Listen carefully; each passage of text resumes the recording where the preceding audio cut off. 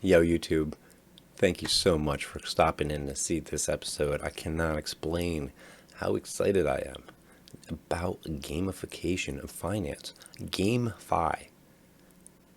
This term, I saw it and my light bulb just lit up.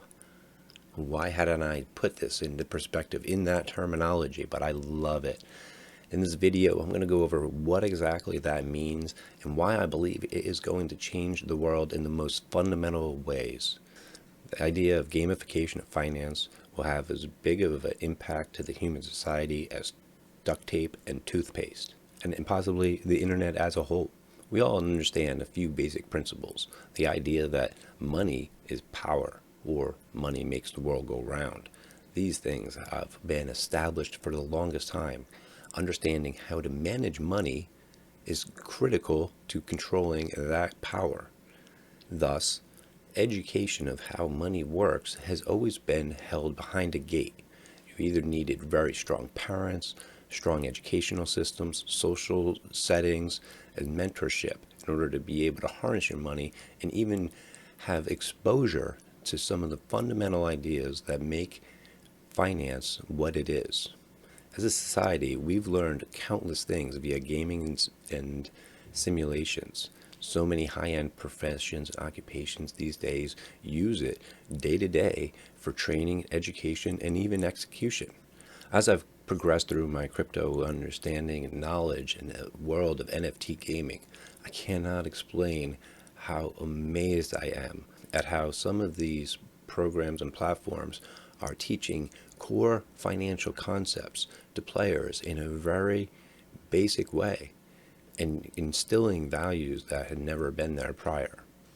The idea of asset ownership, the idea of staking and savings, and getting a passive income. These concepts never exposed to most people, but now it's just built into the game. In my opinion, gaming will be the #1 onboarder of people into the crypto world by playing games, acquiring assets, and understanding that there are secondary markets where they can convert these assets into real world currencies. It will spark the notion that there is more to this than just a video game, or there's less to be afraid of than this big scary world of crypto. As certain games blaze the trail ahead, lay more security measures in place, and the overall understanding gets out there of how to do these mechanisms, more and more people will tell friends about what they're doing, show them, and that network will spread. A few of the concepts that I believe GameFi will really help to establish and reaffirm and allow people to understand is obviously savings, as well as ownership of assets and property, risk and reward of investment, and how a certain asset may increase or decrease in value for a number of different reasons. Understand the idea of liquidity and what it means to have an asset versus having a cash or a more fluid financial vehicle that you could move. What's the value of an NFT versus the coin that you paid for it? And with decentralization, the idea of borrowing and lending. These concepts become much more clear when individuals are given the opportunity to be on either side of the fence.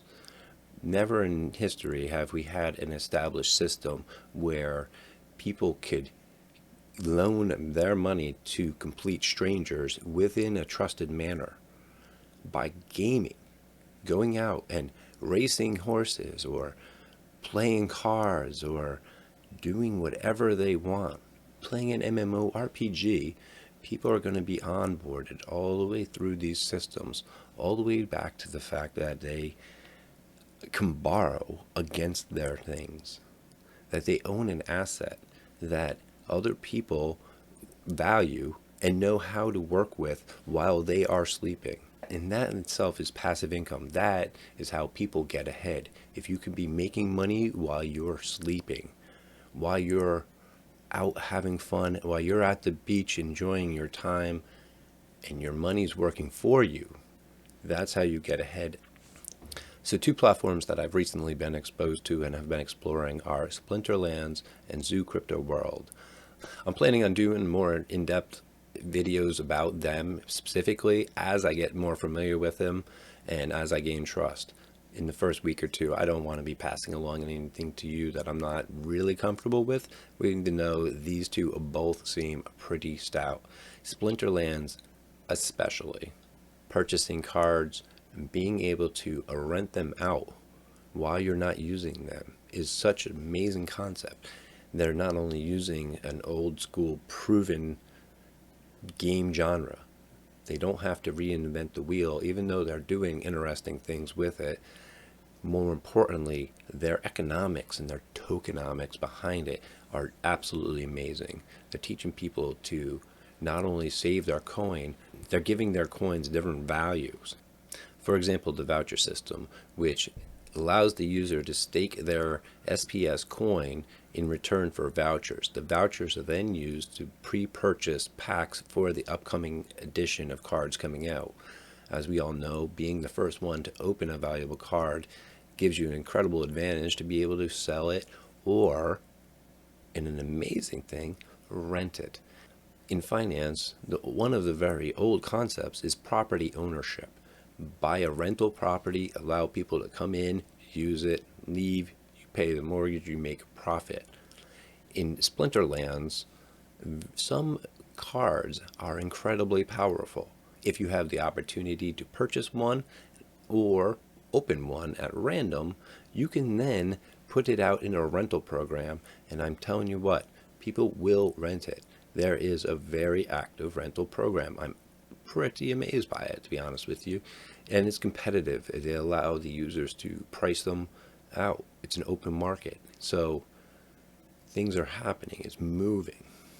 The other one that I'm looking into and been understanding more about is Zoo Crypto World. This is a one that allows you to bring in numerous coins, pair them with their zoo, stake them in various ways, earn rewards just for having it staked.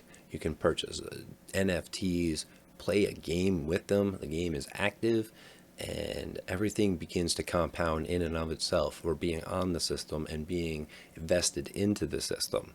I'm really enjoying it, and again, it's teaching some very core aspects. There's words like APR, and again, you and I may take this word for granted, but there are a lot of people who are never exposed to it. They don't understand the idea of it, and living paycheck to paycheck is what they do. Now, when they come home from their daily job and they open Splinterlands, they're slowly creating a residual income. Just because they took their dark energy crystals, opened a pack, they found a valuable card, they turn around and rent it, all of a sudden they're going to work. And while they're at their day job, their card is earning value for them. They're beginning to understand passive income. And what's really neat is they can then take that income out of the game if they so choose and invest it anywhere they want, all the way back to fiat if they want to buy a house to then rent out in the real world to diversify. Be interesting, the fact that it all started from a video game. Video games are going to change the world, folks. And GameFi is here to stay. The children that are being born right now and their children, it'll just be part of their daily life. The idea that they will look back and say, our grandparents used to pay a monthly fee to play a game that they didn't know, and then the company would just cancel their account, or the company would just go away, right? Even some of the ideas that we're dealing with now in the NFT space, and there is a lot happening. There's a lot of concepts that are being thrown up and debated. You know, the power of the developer over the asset after it's been sold is still debatable. The impact of how decentralized autonomous organizations look up. If you don't know what a DAO is and the concepts of a community-based decision making, telling you, these things are going to change the world. So now allow me to take a slight change of pace, and then we'll come back to how gaming applies to this. Degen. What exactly degen means, I'm not 100% sure, but I think it means two different things. A decentralized generation and people thinking and understanding that international borders really don't mean much on the internet, and that things can be passed around and understood as a community. And the second is short for degenerate. I was recently informed about something that should have been obvious to me before. It absolutely cracks me up to think about the fact that so many people were on the dark web and buying Bitcoin for the purpose of illicit activities, who've now benefited from them due to all the laws that led them down that road in the first place. I cannot imagine how many millionaires are out there just because they actually kept track of their wallet and just because they wanted to buy some weed on the internet. And right along with that, during the same time, there's been a learn to code movement trying to encourage people that understanding how programming works will be able to change your daily life. Well, these degenerates learned how to write bots, and those generate more and more passive income. Things like OpenSea is constantly monitored by bots, buying and selling and moving things. These same degenerates are controlling that environment. Beautiful. Taking advantage of opportunities and continuing to run with it. Great. And I tell you one thing I know about degenerates. I've known a lot of them, and hell, I've been one at times. They're very, very giving people. More often than not, they come from places that opportunity is hard to find. And once these people get ahead, they're often more likely to give back. The internet as a whole is constantly being shown the generosity of humans. GoFundMe, Patreon, the monetary donations that we see on Twitch and YouTube, subscription fees. It's amazing how people will donate their money and put their money behind things that they believe in. Well, when you give people a game that they enjoy and is showing how they can get ahead financially, they're going to continue to invest their time and money into that game. So what do I think the future beholds? And of course, everybody knows, no financial advice here, all right? This is just my opinion. I may or may not be putting my own money into these things, and you are free to do as you wish. Don't give me any credit for your success, and don't give me any blame for your failures. I wish you the best of luck. Here's what I'm thinking. As far as the overall crypto market and its impact on GameFi, I think they're going to be tied together pretty closely for at least the next 6 months to 6 years. The Bitcoin halving that has traditionally controlled the market cycles is probably going to play out. As we understand, things change. Nobody can predict the future, so who knows?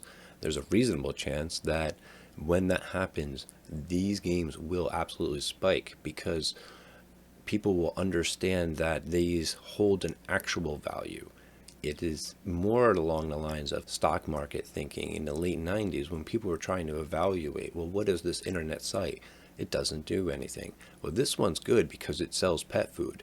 This one's bad because it's an internet search and it doesn't even have any advertising.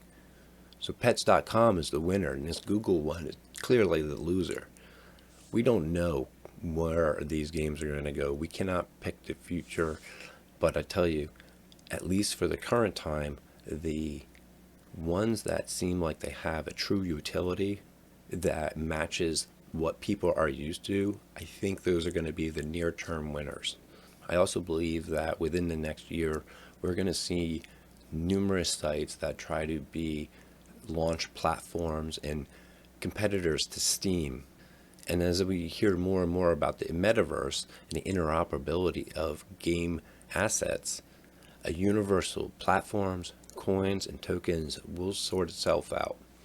In 2017 and 18, we saw the rise of all these initial coin offerings and coming out with all these promises. Things have flushed out. That caused a great spike and a great fall. And I believe similar things will be happening in the gaming space over the next 5 years. That said, some will go on the big. Spreading that over the next 5 to 10 to 20 years, I believe how developer compensation within the gaming industry will also fundamentally change. Many more people will be independent, will name their own price, and will name their own rules of engagement. Artists will be less likely to hand over IP when they know that that IP will create residual long-term income for everybody that holds and uses it. I have a feeling that they're going to want a small cut of that. And then, of course, there's taxes. As of right now, it is the Wild West. The government knows it, we know it, and everybody is just going along with it. Sooner or later, rules are going to get written. Hopefully, they are not retroactively applied, and we can move forward. So that's what I have for now. This will probably be a series because I'm going to continue to learn. More and more things are going to continue to develop. We are at the very beginning of this space, and I am so excited to see how things develop. So here we are once again at the end. If you haven't done so, please consider and hit that like button, the subscription button, and please, just important, tell a friend, forward this on. Let's see if we can't grow the channel a little bit. If you like the way I'm thinking about things and you want to give me some more encouragement, let's keep growing the channel. I thank you so much. You have a great day. I love you people. Peace.